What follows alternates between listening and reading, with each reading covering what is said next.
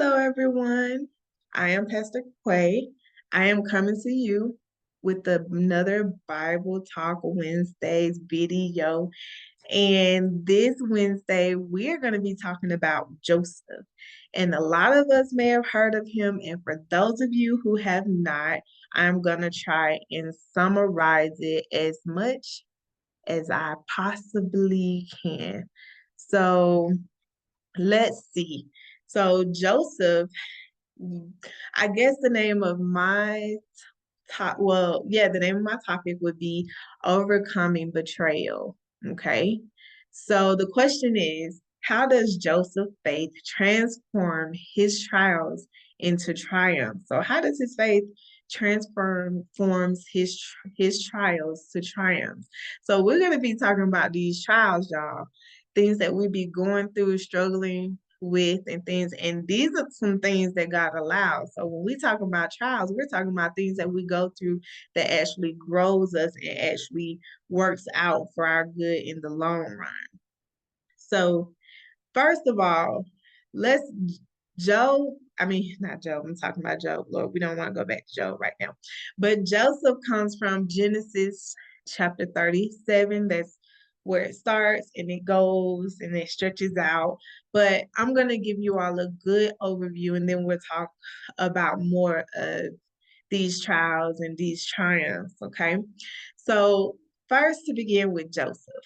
Joseph was um his father was Jacob, by the way, and he was favored by his father. His father favored him so much, he made him this beautiful, colorful cloak or coat. And the thing about it is, he had older brothers, and I think it was like 12 older brothers. I think it's 12. It was either 12 or 11. I think it was 12 older brothers. And he's the youngest. And his dad favored him so much, he gave him a coat. Now, once he give him this beautiful coat, the brother starts to get jealous. Like, he didn't make us no coat. We want a coat full of beautiful colors, but they didn't get a coat. Joseph got the coat. And so that's one thing. That's one big thing Joseph known for, the favor his father had with him. And one thing about back then in the Bible days, and even now, like when you're favored with your father, and this speaks, when you're favored by your father, usually it be the oldest that's favored by their father. So again, you can understand the the jealousy, but usually it's the oldest. And what happens is in their father's death, they leave them so much, like they bless them with so much. Okay. So that's what usually happened. But Joseph is getting favor and he's getting gifts and it's making his brothers jealous. Then Joseph, not only is he favored by his father, apparently he's favored by God because Job was very gifted in dreams. Job kept having dreams, and in each dream, you have to go read it, okay? Starting in chapter 7, so you can see the detail. But each dream that Joseph had, he um was dreaming that he was put over his family, that they will be bowing to him. Oh no, why did Joseph have to say that? Because his brother's already jealous. He already favored. Then you think we're older than you and we're going to bow down to you. Now, in this, although Joseph is favored by his father, some of them dreams his father had to put him in place. Like Job, don't sit down somewhere now. Having dreams that your brother's gonna bow down to you, you have to go read it. So now that's a little go sit down. You're getting over yourself. You're getting a big head, Joseph. Go on and sit down. So his father tried to quiet him down a little bit because now the jealousy of his brothers is getting more known as well. So here's what the brothers like. They can't take Joseph no more. They can't take him receiving gifts, walking around prancing and dancing in his new colorful coat, and then talking about y'all gonna be bowing down to me one day. The brother's tired of this by now. Their jealousy is at the highest peak at this point. So they chose to plot against Joseph and kill him. They wanted to kill him. So what they did, rather than killing him, because I guess they end up having some kind of a heart, they decide to throw him in a pit and sell him into slavery instead. So Job, he just minded. Let's think about Job. Job was minding his own business. He can't help me having dreams. He can't help his father giving him stuff. He can't help the favor that he has. But because all of this stuff that wasn't really his fault, so it wasn't his fault, this excitement that really wasn't his fault, it was his life.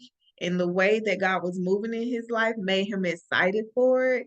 They became jealous and tried to plot and kill him. But because of the favor of God on his life, they couldn't touch him. So they threw him in a pit and sold him into slavery. Well, Joseph goes and he was sold to Potiphar. Now, Potiphar is the Pharaoh in Egypt at the moment. And I think it's Pharaoh, but he was sold to Potiphar, who is in Egypt. So Joseph go away from his family all the way to Egypt, answering to Potiphar. Y'all, what happened next? He gained favor with Potiphar. Job did his job, was obedient, gained favor with Potiphar. Once he got favor with Potiphar, he was put over things and all that good stuff. Then Potiphar's wife tried to come on to Joseph. Joseph turned her down, but since she is the wife, she lied and said that Joseph came on to her and tried to take her. You know what that means. So Potiphar became angry, threw Joseph in jail. Joseph went to jail for a very long time. There was two people in the jail with Joseph who had dreams. And in these dreams, um Joseph was gifted in dreams. So not only was he having them, God gave him interpretation. So he interpreted the dreams and said, "Hey, don't forget me. When these dreams come to pass, don't forget them, get me. Let them know that I told you the interpretation of your dream." So then Potiphar kept having all these dreams himself. Kept having the same dream, and nobody could interpret the dream. Nobody had interpretation. And it years Joseph sat in that jail. And once the dream came for a minute, nobody they forgot. The guy who survived from the jail, who was in jail with him, one was killed and one lived, and he ended up working for Potiphar again. So once Potiphar was having these dreams, I think it was Potiphar, was having these dreams, this dream that was the same, it bothered him because he didn't know the meaning. The guy who, this, the prison guy who was alive remembered Joseph. He's like, oh, he interpreted my dream and so dream, the other guy dream, and they both came true. Maybe he can help you. So Joseph interprets the dream, and Potiphar put him over a lot of things. Now, in the beginning, he was favored by Potiphar. He had access to things, but after he got out of jail, he became over things. And the end of this is that once he became over things, there's supposed to be a fame income where they're supposed to store for 7 years, and then 7 year there being a famine. But since stuff was stored, that it wouldn't hurt them. So people would come to Egypt to ask for food and things like that. And out of the group of people that came was his brothers. They didn't know who he was because they knew they sold him in slavery, all of that good stuff. So now they became united. Joseph forgave his brothers, all those good things. So that's the story in a quick wrap up. So to get into it, Joseph went through a lot. He went through a lot for the favor that was on his life. And all these trials and tribulations that he had to encounter, I only gave the gist of it. But when you read it, and I think it goes all the way up to Genesis 50, however you want to do it, you want to listen to it, read it, however, starting at Genesis 37, going to Genesis, I think 50, maybe 51. But reading this story, it really shows you how a lot of things that you go through, to be, you don't even have to do anything. It could just be the favor that God had on your life. It was a favor that God had on Joseph's life. And the funny thing is, he also had the favor of his father. So that was in the natural, what was going on in the spirit. So Joseph had his father's favor, and when you have favor, you receive things. You are blessed. You things start to happen to you without you even having to ask for it. But what happens is those who may not have that favor, they get a little jealous. They start to do things or try to irritate you or try to get rid of you or take you out the equation. They try to take away this peace. They try to kind of throw mud on you a little bit, try to make it seem like you don't have the very favor that was given unto you. And mind you, Joseph didn't ask for the favor. He didn't do nothing outside the ordinary to gain it. He just had it. He just had the favor. He was blessed, you know, and a lot of times for us, it's nothing that we do, but we are set apart when you notice that you have God giving you favor. It's some stuff about your heart. Not that you're deserving of it. It's just not fair that you have it in some cases to other people, but your heart might be aligned with Christ. Your heart just might be dedicated to doing what God wants you to do. And God does favor you too when you're obedient.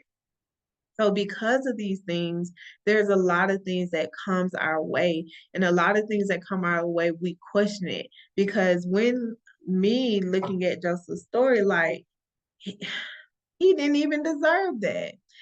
Being in slavery year after year after year, and his family thinking he's dead and gone, and sitting in jail for something he didn't do. He was treated badly for a lot of things he did not do. And a lot of times we feel that way, like, why are people treating us like that? And why are they saying that about me? Only thing I did was love them the best way that I possibly could. And I can imagine Joseph was thinking the same thing. I don't know what's wrong with me. I don't know what I did wrong. I don't know how to make this right. Lord, help me. Lord, why are you not saying anything? Why are you not giving me any guidance? Why are you not? And a lot of times we're feeling like God is not doing anything, but he has already done it. He gave Joseph favor, and then he provided a way. There were some things like even sitting in the jail, he was there, but he still witnessed. He still trusted God. He still believed him, even when things around him didn't look the same. And this story is to encourage us that, like, whatever you're going through in this season, although you feel like the world around you might be collapsing, that you may not have the answer and that you may not be hearing from God, only thing God wants us to do is the last thing he has given us. If you can't hear from him, if you don't hear instructions from him right here in this moment, continue to do what he gave to you the last time, and he will reveal himself. Some stuff he do get quiet because he needs to see how obedient, and not just him, we need to see how obedient we are going to be to Christ, how obedient we're going to be to God. Are we going to do what he told us to do? Are we going to still stand even in that resting place? Are we still going to stand and trust God that he will make a way even when all the trials are coming our way? Because that's what the trials are doing, is purging things out and teaching us about ourselves and teaching us how much we're going to try and persevere in this situation, or if we're going to give up. So all these trials are coming to purge things out, because Joseph didn't know that he had to be trained for leadership. One thing about leadership, everybody ain't your friend. People don't always care about what your what you doing, what you got going on. No, they want to take, they want to receive, they want to receive what God got. They don't care about that man. They care about the God in them. So with Joseph, even when all these people was coming and asking for food, they did not see Joseph. They saw a need that they needed to be filled.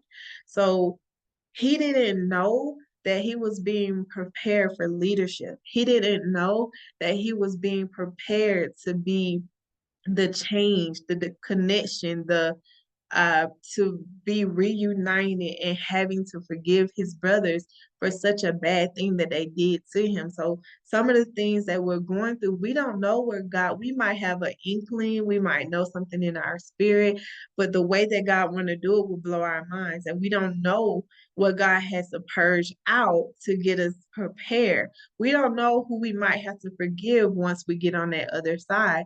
We don't know who we have to give to once we get on that other side, and how many we're going to have to give and what we have to sacrifice. But what we're going through right now is preparing us for that. Our trials are preparing us for our triumphs, because Joseph had a lot of triumphs. Although there were things that got in the way, but he had a lot of triumphs. He had a lot of things that he was blessed with. We have a lot of things that we're blessed with, but the trials get us ready for those triumphs. So anyway, so we just have, that's it for today. We have overcoming betrayal. So Joseph had to overcome a lot of betrayal, a lot of being thrown away, a lot of feeling isolated, feeling like he was worth nothing. He was sold as slavery for some silver. So he was betrayed, and his trials and tribulations and triumphs even prepare him for forgiving. So everything that you are going through right now, you will overcome the betrayal, whether that betrayal is coming from people, situations, whatever it is, you will overcome it. And then you would constantly get blessed for every trial that you went through and you allow God to bring you through. So hopefully this message encouraged your heart. I hope you all have a wonderful and beautiful day. Don't forget to like and subscribe the video. Bye.